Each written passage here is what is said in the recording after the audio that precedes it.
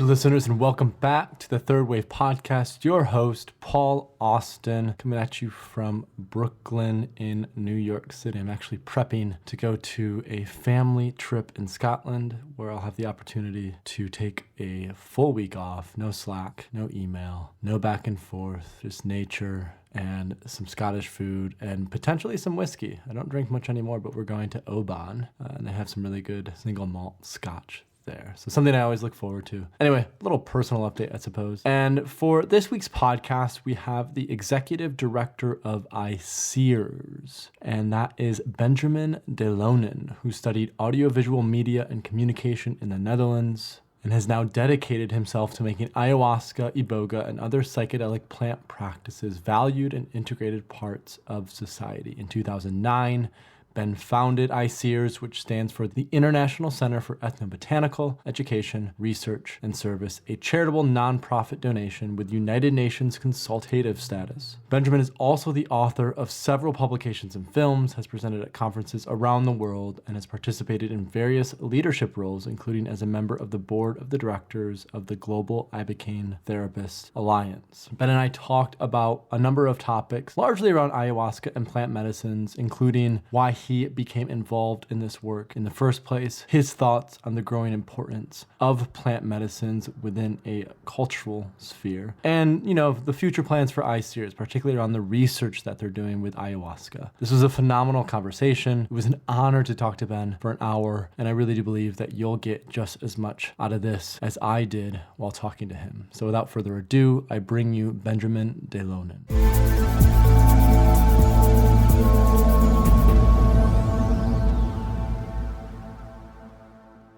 It's an interesting phenomenon, no? Like almost or more than 500 years ago now, a few boats left Spain to kind of colonize, the Latin America, and then just instead of just really recognizing the treasures in front of them in the indigenous cultures and the plants they mastered, instead of just slaughtering everything. And now more than 500 years later, there's kind of, that those plants are in a way, or those practices are inspiring people all around the world, no? And maybe the opportunity for both worlds to get together, which is a way kind of connecting to the World Ayahuasca Conference. Now the vision we have for our next conference, like really, bringing the best of both worlds together, and for true partnerships to be able to come out of that and overcoming the whole thing of, the past and trauma around that, no? And that was one of the hard parts of the conference in Brazil as well. I mean, you were there, so you've seen some of it. But kind of, who are these people from Spain coming here to colonize us again and steal our knowledge? And I get where that comes from, no, because that's been the way it was for 500 years.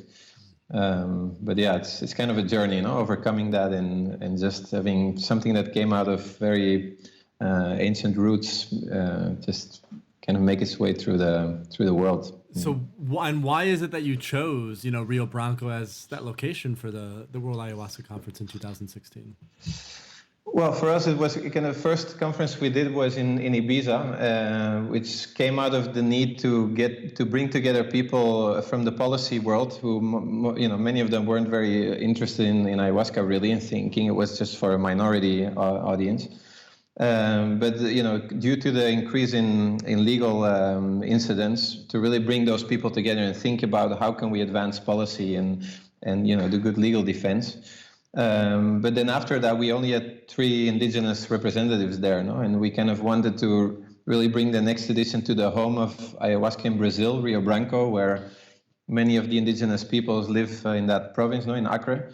But also is the home of many of the churches, the ayahuasca churches, and so we really went, to that hometown and organized that 6-day conference, which was quite a challenging but very inspiring experience. And what for you was one of the most exciting aspects of, not only organizing the conference but also attending the conference? What sort of vision did you come out of that conference with and inspired to do?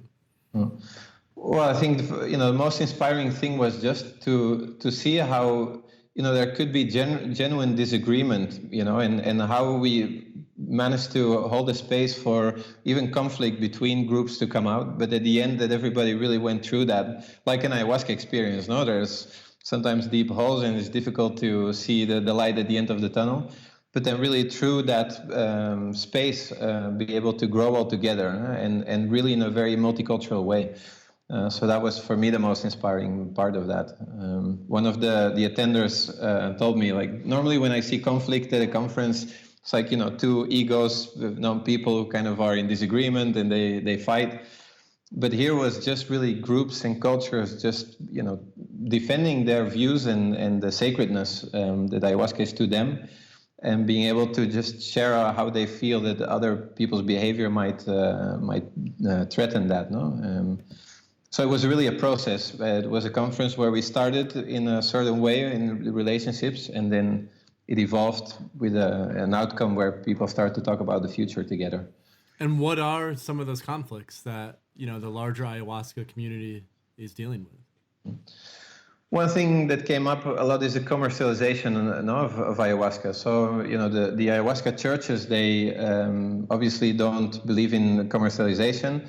They really kind of, hold that those practices with ayahuasca in a community way where there's, there's no price tag to that. I mean, you're a member of the community, you support the community.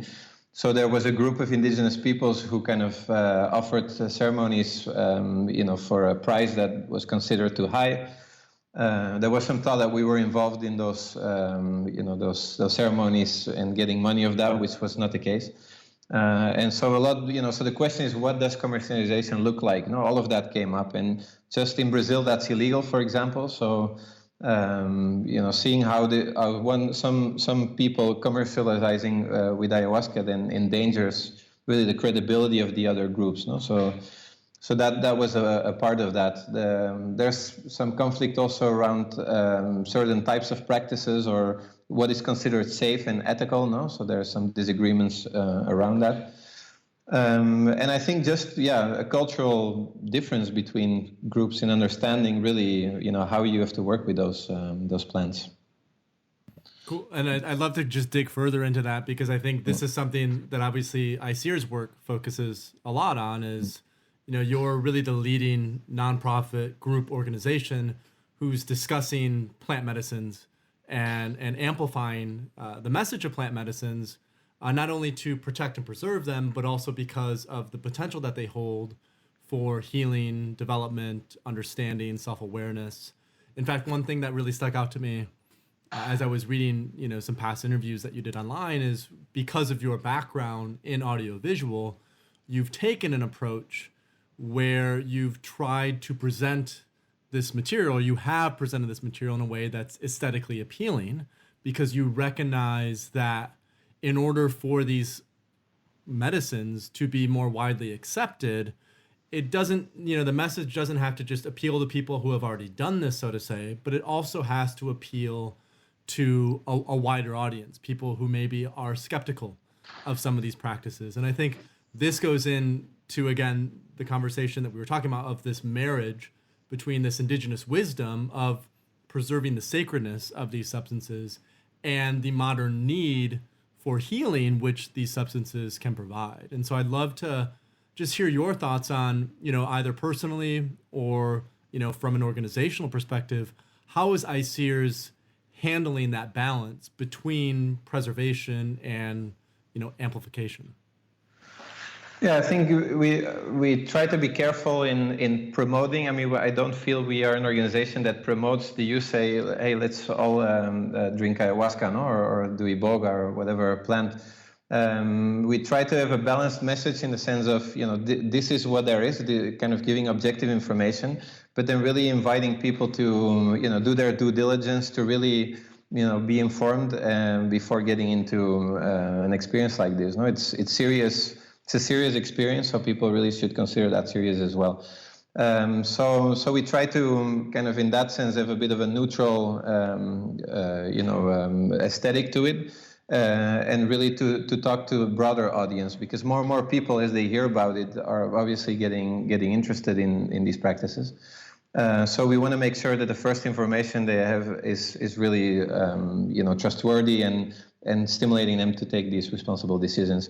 So that on one hand, and then what I see very often with the kind of the psychedelics world is that now you have the medicalization of psychedelics. No, in general, you have PTSD or you have a certain condition, and then these psychedelics can help you in overcoming that. And I think what we try to focus on very much is, to really make people understand where this comes from, no, in the community, and the role that these plants have played in communities for very long. Where it's not just about the individual, it's really about the community and about the functioning of the individuals within the community. And we brought some indigenous Taitas from Colombia to the UN last year, to the Human Rights Commission.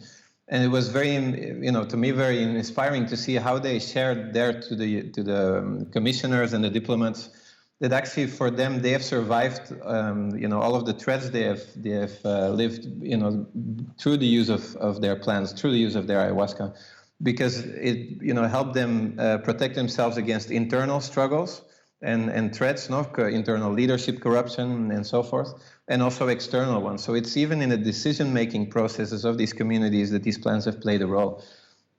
And so kind of, limiting that to just a tool which can help you heal a certain disease, I think, with plants that come from such rich background needs to be really clear, that it's really much more of that. And as these plants might become available to those who need it for treatment or for certain, personal benefits, I think it's always important that the regulation or the processes of policy that are developed, that they really always take into account this background and really respect for community uses of these plants to continue. And within our kind of research as well, we are trying to move also to really researching global mental health. So looking at what is the impact of these plants on the community where people live in. Do they go less to a medical doctor or the same? Do they function better? Do they have better quality relationships? And really kind of framing it in that context of people growing maybe or overcoming difficulties, personal difficulties. But how does that reflect to you being part of the community and hopefully shifting consciousness or the way people interact with each other and with nature as well. So not only the individual, like, I know I believe you've carried out research on like how effective is ayahuasca at treating PTSD.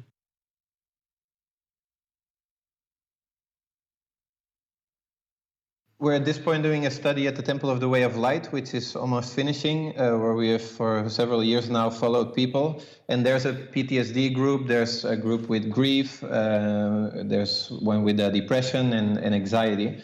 So we've been looking at people who come with primary focus on dealing with their depression. How did the series of ayahuasca sessions they had within that traditional context kind of have an impact, no? But also in that study, we look at, say, healthy people or just people coming in for personal development or spiritual experiences, how that impacts their quality of life. So we have been doing all of that research. And now more recently, we've developed based on this concept called global mental health, which was proposed by the World Health Organization, to also look more at circles of, ayahuasca circles and people who are part of those communities, what impact does these practices have on them, and how does that compare to other communities that don't drink ayahuasca, for example? So what can you define that just briefly? What is this, sense of global mental health? What does that mean? So this is a term, and our scientific director could explain this better than me. But it's basically with Tosta because there's mostly in third world countries, where there's very often a lack of access to modern medicine. They have obviously their traditional medicine, and their traditional health systems. And they are very often not recognized at all. So the World Health Organization kind of stimulates in their report, which goes over still several years to come, the focus on really kind of looking at what impact do those traditional, healthcare systems or medicines or practices have on the community health. So, and does that translate to people having less need for pharmaceuticals or less need for certain intervention? What's the impact on the economic cost of that as well? No? So So kind of that's the way they framed it. And so what we've been doing is basically taking that concept and trying to translate and develop indicators to measure, how do, for example, ayahuasca practices or iboga practices. And this could even be done as well in countries that approve medical cannabis programs. So now there's all of a sudden a different substance or practice available. What does that do to the cost of healthcare, in the traditional healthcare system and so forth. No? So that's what we're looking at now. We started a study in Spain. That's one of the most exciting frontiers in terms of understanding the paradigm shift that psychedelics, generally, but also plant medicines can facilitate. It's like this process of awakening to ourselves, awakening to how we feel, to really getting in touch with that deep intuition, so that we end up making basically better choices about our own personal health. So this has even been reported anecdotally, for example, with people who start to microdose, which is a lot of the a trend that, with what we're doing at the third wave, we're very in touch with. People notice that when they start to microdose, for example, they make better eating, choices. They might exercise a little bit more. They maybe go vegetarian. They do things where I think it stems out of this sense of self-love, where through these experiences, we come to, from the spiritual experience, we come to understand this sense of divineness in ourselves. And for that reason, we're more motivated to really take care of our body. And obviously, this is a total change from particularly the for-profit pharmaceutical healthcare model that's developed in, largely the United States about, you're sick and you need a pill, and then all of a sudden you've built this customer from a long-term perspective. With psychedelics, it's, no, let's heal the root cause so that, going forward, even though, for example, I know with studies that are not with studies, but with, the treatment that MAPS, for example, is carrying out for PTSD, it's a pretty high, 5-figure number in terms of the, 12-week process that people will go through to treat their PTSD. But if you look at, like, from a long-term perspective, how much quote unquote money that's saving our system, it's considerable. And I think this is something that represents, like I said, a tremendous paradigm shift in just how we treat health and ourselves. Yeah, and I think also it's important, kind of, governments obviously very, very often they don't really understand these plants or practices at all. No, they don't distinguish between, more ethical practices and problematic or criminal behavior that sometimes occurs. It's kind of a drug. It's, they don't have this really the knowledge to really understand what these practices are about. So being able to really measure or demonstrate, that as opposed to being, these plants, if properly, integrated, being a threat to public health, that actually people can become better citizens, people that are more part of the local community, that they have better health choices and so forth. Obviously, there's a big impact and is beneficial to everybody. So I think that's why it's so important, not just to only focus on the individual and the benefit to that, but also kind of how does that translate to living in our society.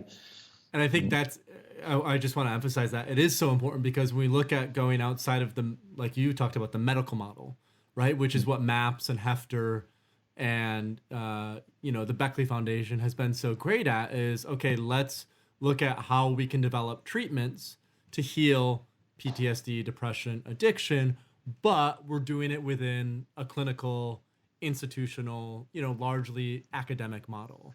And while that's great in terms of what it could mean for psychiatric care, I think a lot of us who are heavily involved in the plant medicine and psychedelic movement are, also looking at that larger vision of what changes can this facilitate on a socio-political basis, on a cultural basis, because that's when we get into the real exciting aspects, particularly as we're facing, some level of ecocide.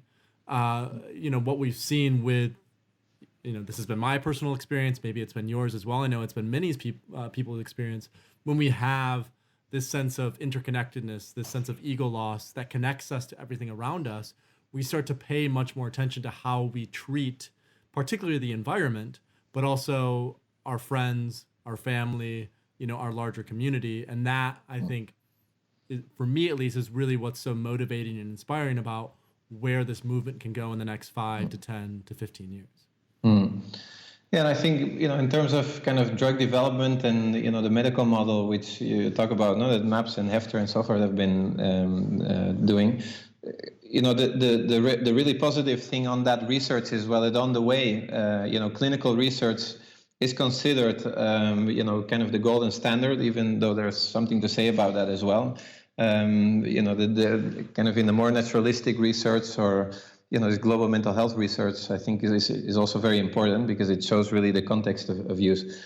But that type of research really has taken away, I think, a lot of fear, social fear around these tools along the way. And I think public perception has been shifting along the way. There's more and more sensible media coverage that has been going on. So I think for sure there's been a positive impact on the broader picture of kind of the integration or the role, the place of these plants or psychedelics in our society. And then obviously their strategy is really to develop a medicine which then can be administered to people with certain pathologies, then maybe go off label and then broaden that scope. No, I think that's more or less the strategy that MAPS and Hefter have.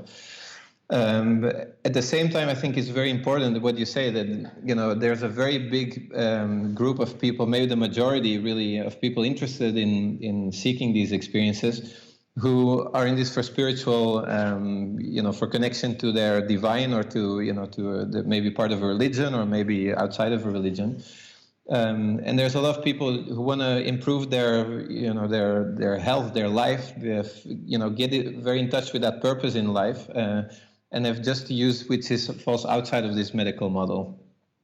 And so we work a lot around that as well. No? And we've been looking very much at the association model, which is a model that we have here in Spain for the cannabis associations, which is a private non-profit user association format where, and within Spain, kind of, drugs or possession and use of drugs is not a crime, only if you give it to other people.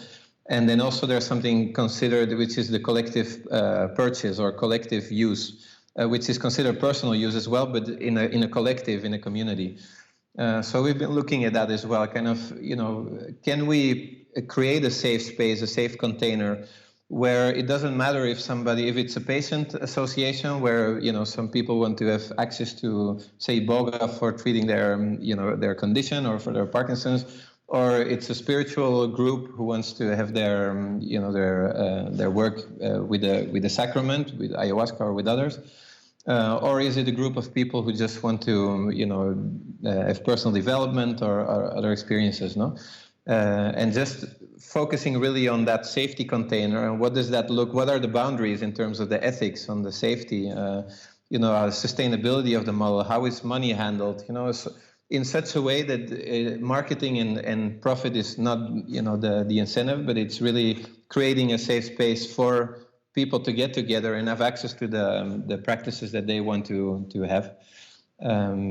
So that's something we work around. And with that, it's important also to consider that these plants are really not under international law, and that the legality of most of these plants is very different from country to country, and that's a difference with the psychedelics as well, more modern day psychedelics. And so what is, like in Spain, for example, what is the legality of ayahuasca and ibogaine? And I even know, I've seen that people will, for example, do 5-MeO DMT ceremonies in Ibiza. What are kind of the drug laws in Spain and then maybe elsewhere in Europe as well around these plant medicines? So, it's important to consider. So there's the UN level, and at the UN level, the plants or concoctions made with these plants are not illegal. They don't fall under the 1971 convention, which is the convention on psychotropic drugs. And so then if you go down to the government level or the national level, so in Spain, so DMT is illegal. So, at the UN level, all the extracted alkaloids, mescaline, DMT, psilocybin, those are controlled, but not the plants, no? So in Spain, for example, there is no law that specifically bans ayahuasca. And like in many other countries, there is no law that specifically bans ayahuasca or peyote or San Pedro and so forth. But that doesn't mean that there's a legal certainty. You know, there's for sure, the risk of arrest. And in Spain is the country with most arrests of anywhere in the world. There's been more than 60, I would estimate by now. But of those 60, only one person declared guilty and didn't go to jail because it was a plea bargain. But all the others were acquitted. Part of them because the possession for personal use is not a crime in Spain. So, and even some of the court outcomes, the judges really recognize this is really not illegal here. In the one in Catalonia, they even said it was beneficial for the participants. You know, they kind of even stated that maybe instead of criminalizing these practices, we should regulate them. So that's the reality here. No? In other countries, there's been the same situation from a legal point of view, but some court outcomes have been more challenging, like in Germany, and some countries have been changing laws also as a result of cases like that. No. And then, countries like Holland, for example, where they say that all these concoctions are actually considered illegal as well. There's countries where it's specifically illegal, like France, the US as well. So there's a big variety. And we have a project called the Ayahuasca Defense Fund, where we are building a map and always adding more information about the legality in different countries, so that people really can, know what the risks they're taking or what the reality is before going to a certain country. Well, I think something like the Ayahuasca Defense Fund, which I'd love to hear you talk a little bit more about, because that is, one of the projects that I've been most aware of in terms of ICEER's work, particularly because of, events recently, like I think 2 or 3 months ago, there was something that happened in the Netherlands where a church that had legal protection for a number of years, that legal protection was rescinded. And I saw like another thing that happened maybe a year and a half ago where a curandero, I believe, was going through Russia and bringing in ayahuasca and was caught and sentenced. So, I'd love two questions to this, and I think you can tie them together. What is your initiative with the Ayahuasca Defense Fund? And what role do you hope that plays in the next 3 to 5 to 10 years in helping to facilitate this transition from criminalization to regulation, where people can actually, use these substances in a way that doesn't seem so, shady and underground? Mm-hmm. Yeah, well, first of all, I hope that in 10 years the Ayahuasca Defense Fund is not needed anymore. Also, it's, we don't only work around ayahuasca cases, but, the 99% of the cases are with ayahuasca. But there's some cases that are around San Pedro as well, or, we've done iboga case, mushrooms. So but we try to focus really on kind of ceremonial practices that are done by practitioners, and they, get arrested. No, so we kind of started to see the kind of the open space where we can operate within court proceedings. The first experience was in Chile in 2010, where we brought together very good legal experts. The defendants, they hired really very good lawyers. And then kind of we brought in some experts, scientific experts. The Sakmabid of Takiwasi came. He talked about the clinical experience they have there in treating drug dependency. Some of the participants of ceremonies came to testify. And just, kind of building a solid defense on demonstrating that what they're talking about is not DMT. It's not just a molecule that somebody buys. We're talking here about a cultural practice where, which is way more than, it's not even about the ayahuasca, no? It's about everything around it as well. And people being trained in long traditions, and kind of for years really learning in that tradition and then bringing that culture to another place. In the world. So just bringing that in front of a judge, really, they're used to kind of cocaine trafficking, guns, a lot of money, sometimes violence, and then there's this person with a brown bottle with some feathers in front, and they're like, okay, what the hell is this? What what do we have to do here? So generally, judges are very open to input and expert witness testimonies and reports. So we saw this is really an opportunity within this kind of grayish zone of where ayahuasca and the other plants are really not illegal in most countries. It's really an opportunity to educate. And so I don't feel kind of the ADF fights against, judges or the judicial system, but kind of more seeks partnerships with, judges and the judicial system to really educate them properly and say, okay, this is what you really have in front of you. And just base your decisions on that complete notion of what these practices are about. What motivates people to really engage with these practices, and and what do we know about them really? In terms of threat to public health, they talk about safety, all of that. So that's really it's for the ADF really works. To educate judges and people around the legality of these plants, but also the cultural context and everything around it. So that's, and then the other side of it is really trying to educate the ayahuasca community more and plant medicine community to know more about what is really the legality of those plants and be properly informed. And then lastly, sometimes also when a court case ends, sometimes in acquittal, there's not an ideal outcome. Can we then, further kind of bring together the strength that we've built up for that case to then start to engage with policymakers and see if outside of the court proceedings we can advance policy as well. No? So that's kind of the focus. And how has that process been going? I mean, does it look like we're starting to move in a forward direction from a policy perspective, or is it still too early to tell if there might be changes? I think it's it's always 2 steps forward and 1 step back, no? And it depends also very much on the country and the laws that there are. But giving the example what you said earlier on Russia, no, where we've been working with that case and also another case that's going on right now. In Russia, ayahuasca is illegal. Specifically, the plants are considered all illegal in Russian law. They have very, very harsh drug penalties. They have no mercy. In that case, Temer went to talk to Putin and asked for kind of, extraditing him to Brazil, but they said, no, we are very harsh on drugs, he needs to stay. But still within that, instead of 10 years, he got 3.5, still things are in appeal, kind of, this is ongoing. So there's different levels of success, no? And depending on what country you're working, you're going to have a different outcome.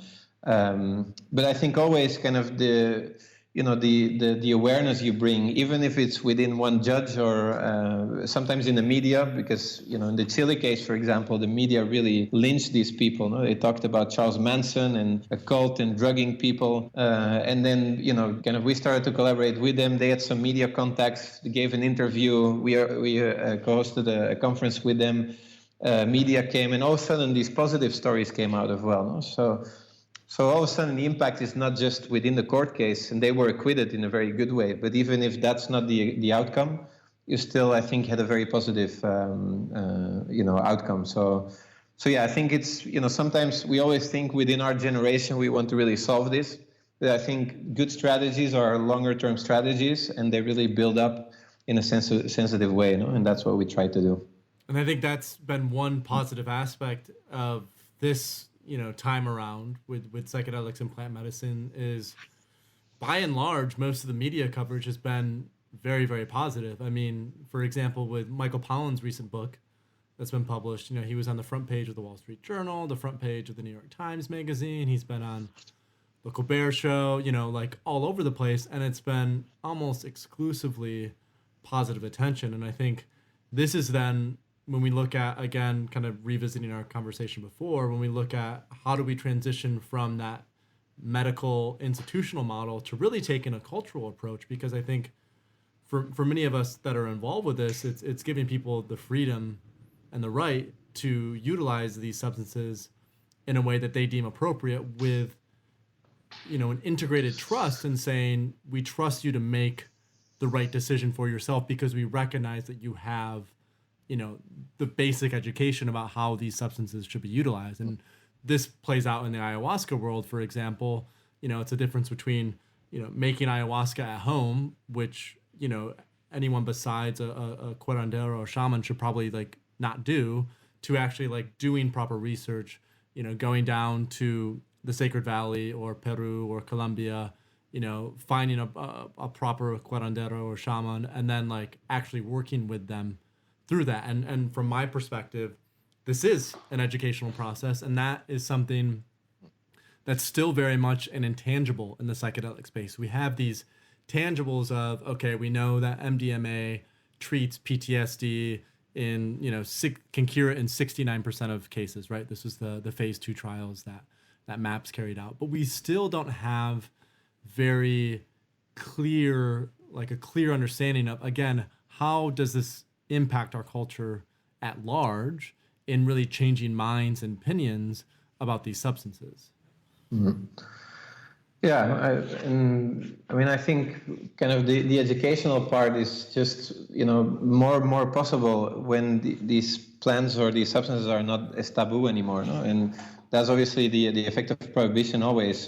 Something becomes taboo, illegal, hidden, and then people don't also have more difficult access to objective information. The educational space is a space we've been focusing on very much, but also, how can we create a support network for these practices, no? And you have obviously services, like Cosmic Air in Boom Festival or the Zendo Project, where, people are supported who are having challenging psychedelic experiences.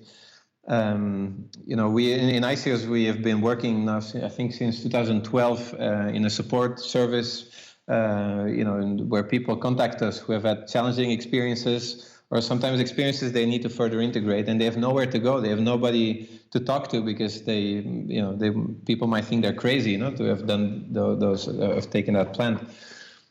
So that's really the work we need to do, And when these plants become more, or substances become more accepted, it's going to be more easy also to build those support systems, and those support systems include a good education and good information. In case somebody really needs psychological support, that's available. Just more kind of that feeling of community and not being an outsider. I think is just crucial as this evolves.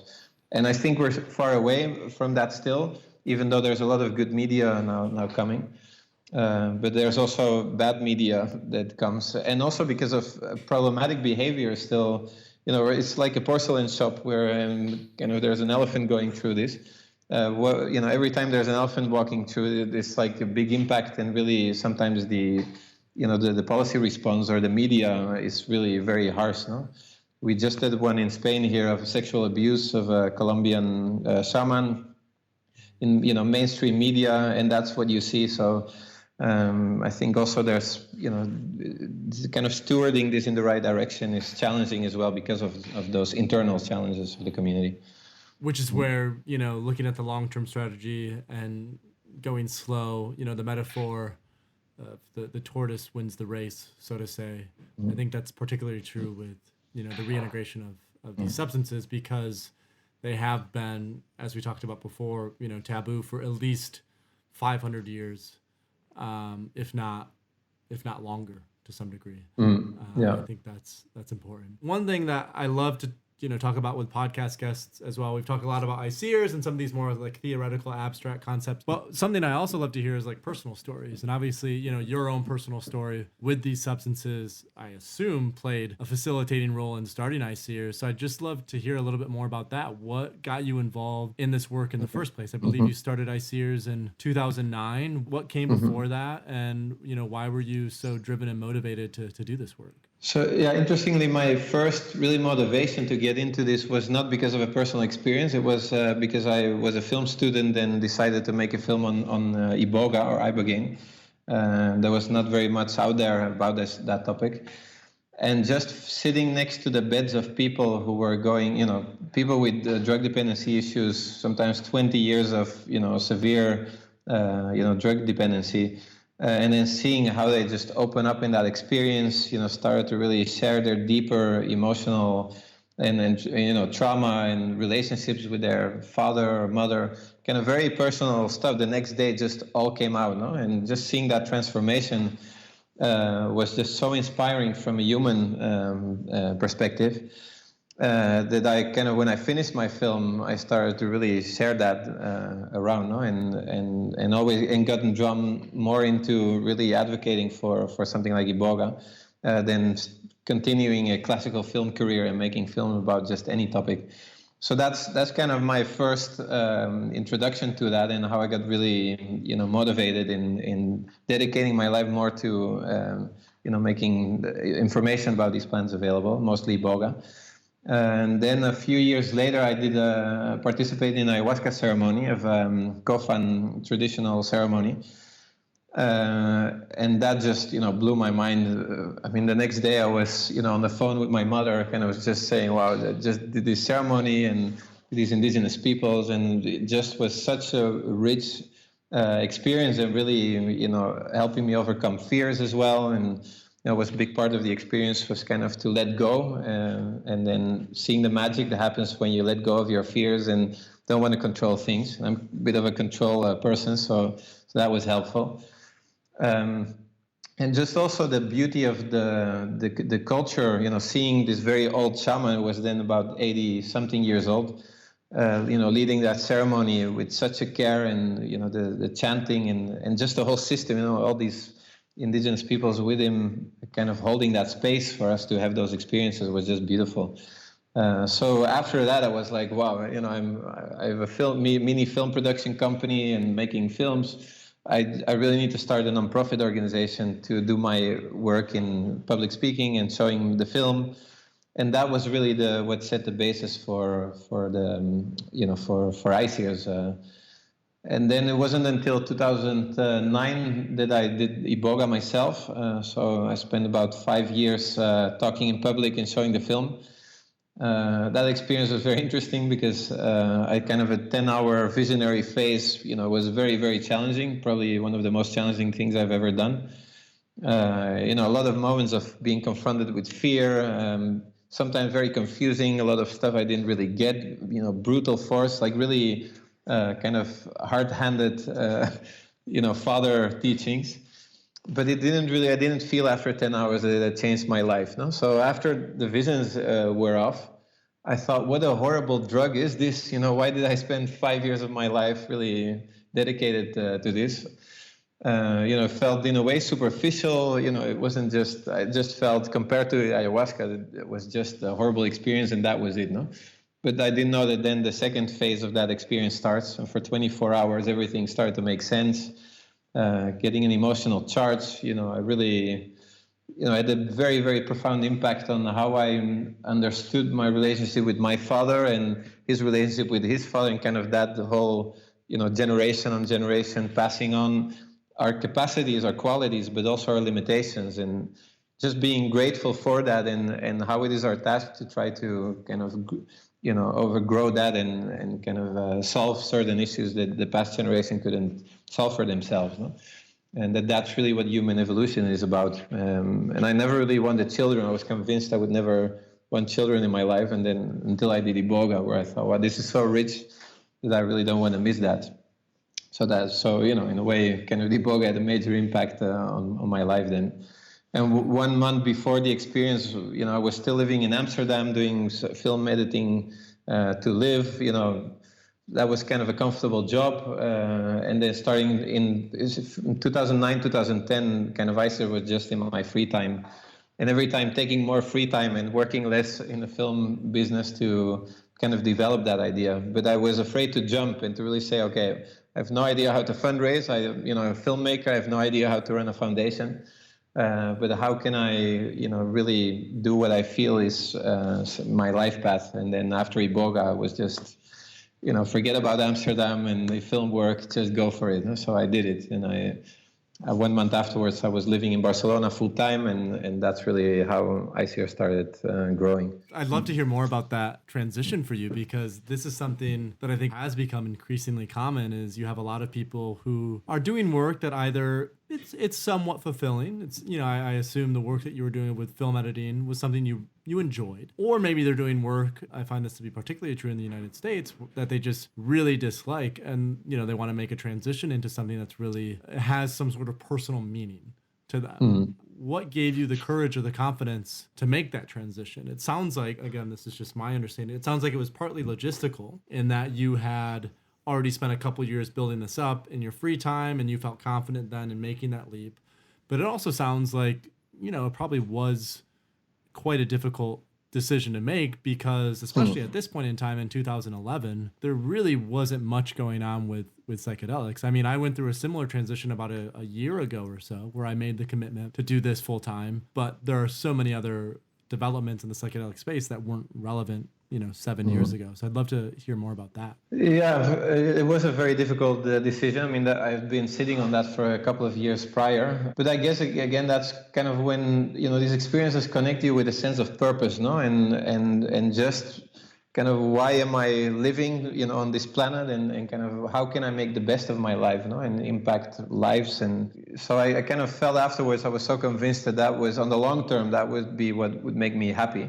Even though on the way, obviously, in very difficult moments, sometimes I thought, wow, why did I just, abandon my easy filmmaking life before? But I guess that's the path, no? And sometimes these decisions are very difficult, and then the path is very difficult. But, it's getting, capacitating yourself, getting extra skills where needed, and just going for it. But yeah, it's been a very interesting journey. And also, you start with an idea of what you think you want to do in the world.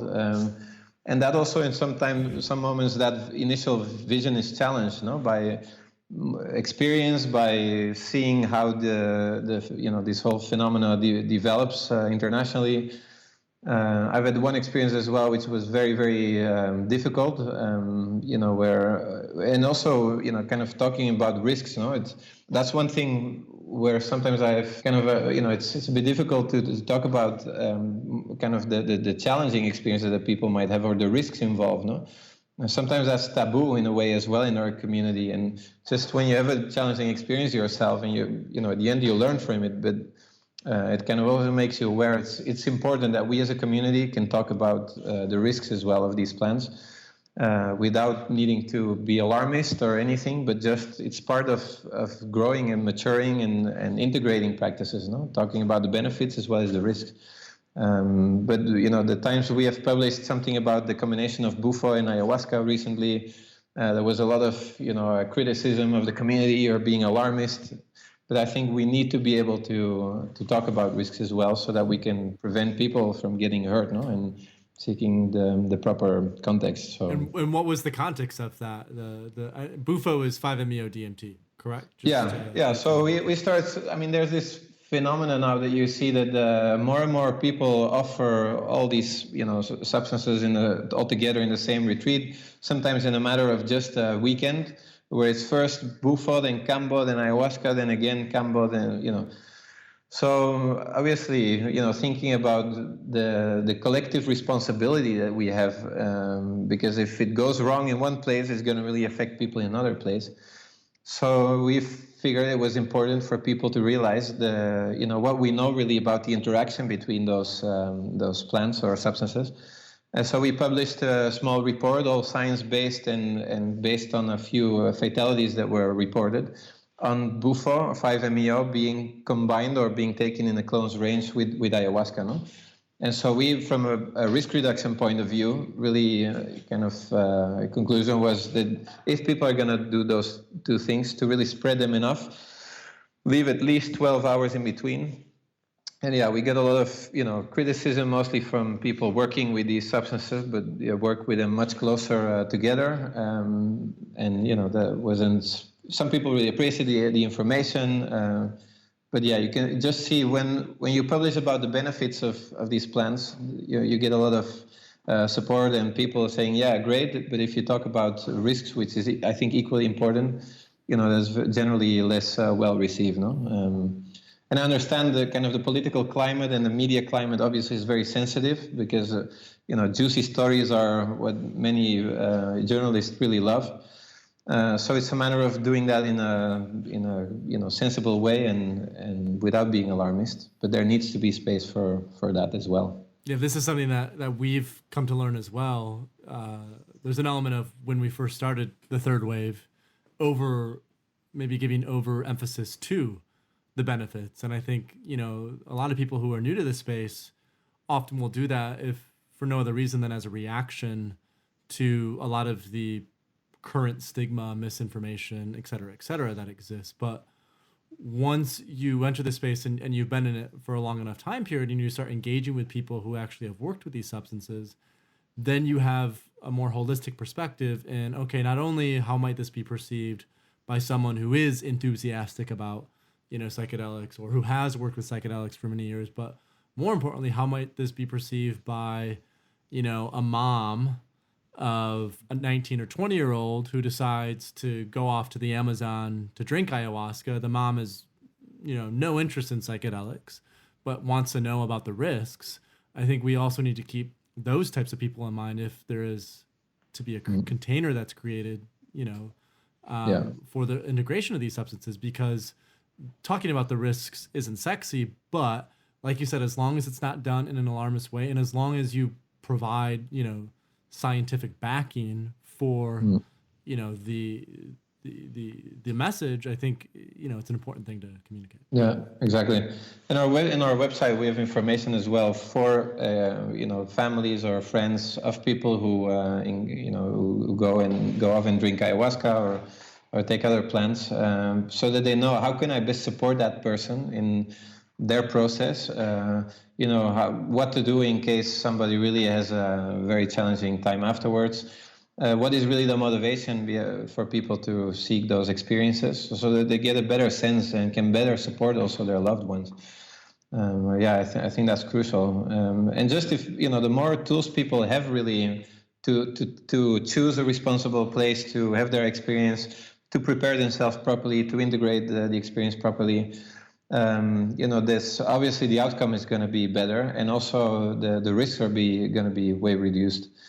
And I think another issue around that is that also some of the marketing around these sessions is very much focused on the experience itself, solely. Like you will come in one night we're going to cure your addiction with ibogaine, or we're going to, solve all your issues. And it kind of sets an expectation of this quick fix again, which is very part of our society and our culture. We look for that pill, that quick fix, and our problem is gone. And that's obviously an expectation that's never going to be met. So really setting up people with an expectation that this is actually hard work. There is a lot to do, before and afterwards, and that it's not just about the experience, but the whole process where the experience is part of. That I think sets a way better expectation for people. Yeah, managing expectations is critical. And we experienced this when we did these retreats in Amsterdam, where you do have people coming in who have never done psychedelics before, who are really looking at this experience as, kind of quote unquote, the experience. And while, it may be that, so for example, it may be the most profound experience that they've ever had. It may be, one of the most insightful or meaningful experiences.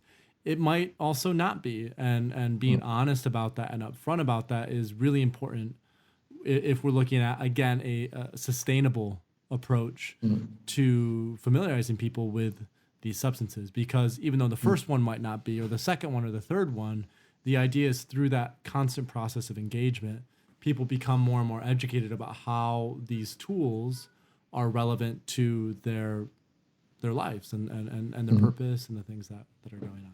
Yeah, exactly. So I'd love to, we're about nearing the hour mark, which is usually about how long the podcasts go, but I'd love to just wrap up with hearing a little bit about your vision as the executive director of iSeers in terms of, where is iSeers going? So, what major projects are you working on in the next year? But then also beyond that, what's your hope or vision for where iSeers is going in the next 3 to 5 to 10 years? Yeah, so one immediate thing coming up is the next World Ayahuasca Conference. It's next year, in a year from now. We're going to be in Girona, just north of Barcelona in Spain. We expect it to be a large conference. The last ones have been large, in very remote corners. So this one is going to be, very, very large, so what we expect. And kind of there, kind of going back to the beginning, we really want to bring together these, the two worlds, the indigenous worldviews with the Western worldviews, and see if we can, by bridging those two worlds. Also with organizations that work in Amazon conservation and thought leaders thinking on how to move towards more sustainable life on this earth, kind of to really bridging all of that and seeing what new partnerships can come out of that. No, so that's one project that's coming up. And then the other work we want to continue is at the UN level. Last year we took this in the Colombian Taitas to the UN. We're going back next month as well, collaborating with Maloca International. It's an organization bringing a Muisca leader from Colombia, doing a pre-consultancy kind of session, which is the type. I mean, this is when mine companies or so want to come in indigenous territory. They have the right to do a pre-consultancy session. And so this is in a more indigenous way. So that's something we want to do there, very symbolically on the square in front of the UN, and really further cultivating relationships with people who work at the UN in the human rights level. Really bringing that indigenous reality on the importance of those plants in those cultures in terms of human rights to the UN. So that's also a continuation and linked very much to the next conference as well. So that's coming up. Then we have a research we're developing around global mental health with an organization in Colombia called UMIAC. This is an organization that brings together a lot of taitas and shamans from the Putumayo Basin in Colombia, and really seeing how the ayahuasca in these post-conflict times, which actually is not post-conflict because there's still a lot of conflict going on, but how it can help heal trauma there and really help the communities there. So that's something we're working on. And just kind of advancing obviously our research more, as I said, in the community sphere as well, kind of moving away just from this individual focus to more community. Those are things we're advancing. And I kind of and a major part, except for the world for the Ayahuasca Defense Fund, continuing in our legal defense and really keeping on using the opportunities that come out of the challenge of court proceedings. We also want to increasingly, kind of work with communities, talking about safety, the association models, kind of how as a collective in different countries, how can people be better organized, can really, get to common agreements on safety, on ethics, and so forth, and then through that kind of advanced policy, really being an example of saying, these plans, these practices are in the hands of responsible people, engaging and learning all together and upholding collective responsibility, and sometimes also a bit more thinking about the collective strategy as well, where, sometimes somebody wants to be the one who kind of advances policy and gets the permit and then does it in a not well thought out way or too fast, and then at the end, everybody ends up losing. So I think there's a very big value as the science advances and as these psychedelics become medicines and there's more kind of social acceptance of those, to really work at the community level and thinking how can we organize a community that exists and is working with these plants in a more kind of sustainable way, sustainable both in the sense of the people participating and kind of the safety and all of that, but also in where do our plants come from and how can also there be in that sense a partnership with countries of origin, with indigenous cultures, and where that where there's mutual respect, and no cultural appropriation and so forth. So that's, I think, kind of the goal for the next few years to come. Fantastic. And the work that you've done so far, as I mentioned before, starting this in 2009, stepping into it full-time in 2011, and really being the gold standard from a nonprofit perspective for plant medicines, I think is fantastic, because you've done an excellent job of, again, bridging the gap between what might be more the Western medical model and the indigenous traditional holistic model. And I think, I've had this conversation with Bia Labate as well. These changing models are going to become increasingly relevant as we look for new ways to treat what at the core of it is like a spiritual disease, which is, a total and complete disconnection from ourselves, from the earth, from our lineages, from our traditions. And so the work that you've done and that you continue to do, both you and the whole team at Sears, is incredibly important. So I just want to express my gratitude and thanks for all the work that you've done. Yeah, thank you very much. Yeah, and it's, really kind of, I feel we are working on this specific angle maybe, which is a bit different from other organizations, but also really doing that in alliance with the other organizations. MAPS has been very supportive to us. They're a fiscal sponsor. We've been collaborating with Beckley also very much. And elders in the community who really have been kind of believing in our angle of the work and how that fits also in the bigger picture and completes some of the work that the other organizations is doing. So yeah, I think building community and alliances has been an important part of it, and I really hope also kind of as a vision of the future that we can continue building those alliances, and not just within the psychedelics world, but also more in the human rights and the kind of sustainability world as well, no? And really connecting the dots. Yeah, the integration into the larger cultural sphere. I think that's where a lot of the work now is to be done. Now that we've seen to legitimize these substances, what can we do to build bridges with people who aren't really involved in psychedelics at all, but or plant medicine, but these substances or these experiences are relevant still to the work that they're doing. Great. Well, thank you, Ben, so much for coming on the show. Thank you so much.